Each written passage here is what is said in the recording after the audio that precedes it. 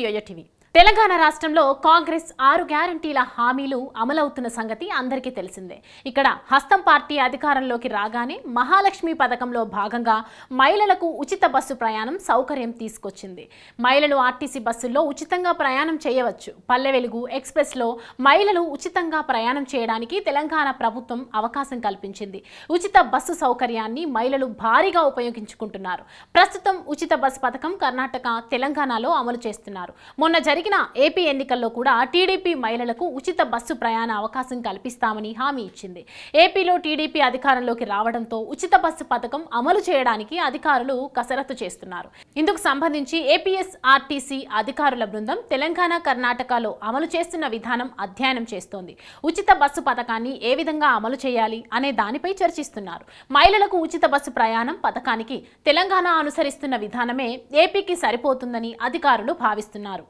ఏపీలో Palle Velugu, ultra, Palle Velugu express సర్వీసులు ఉన్నాయి. అలాగే విజయవాడ, విశాఖపట్నం నగరాల్లో సిటీ ఆర్డినరీ, మెట్రో ఎక్స్ప్రెస్లు ఉన్నాయి. తెలంగాణలో ఉన్నట్లే పల్లె వెలుగు ఎక్స్ప్రెస్ వరకు మహిళలకు ఉచిత బస్సు ప్రయాణం అవకాశం కల్పించనుంది. అలాగే ఎన్నికల్లో ఇచ్చిన పెన్షన్ పెంపు హామీ అమలు రంగం సిద్ధమైంది. కొత్తగా పెన్షన్ల పంపిణీపై ప్రభుత్వం ఫోకస్ పెడుతోంది.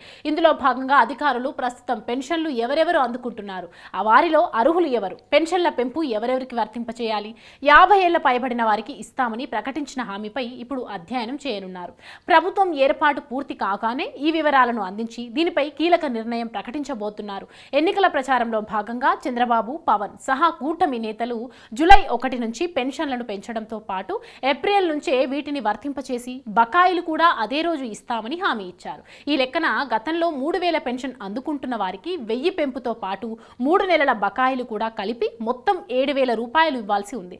ప్రస్తుతం రాష్ట్ర వ్యాప్తంగా 65.3 లక్షల మందికి పెన్షన్లు ఇస్తున్నారు. వీరికి నెలకు 1939 కోట్ల రూపాయలు ఖర్చు అవుతోంది.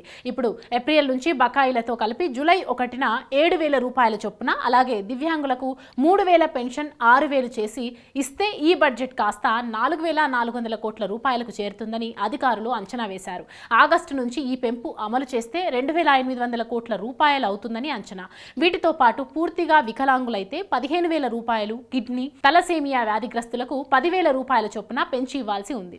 వీటి వివరాలు కూడా సేకరిస్తున్నారు. అలాగే ఎస్సీ, ఎస్టీ, బీసీ మైనారిటీలకు 50 ఏళ్లు దాటితే పెన్షన్ ఇస్తామని హామీ ఇచ్చారు. దీని బడ్జెట్ పైన అధికారులు కసరత్తు చేస్తున్నారు.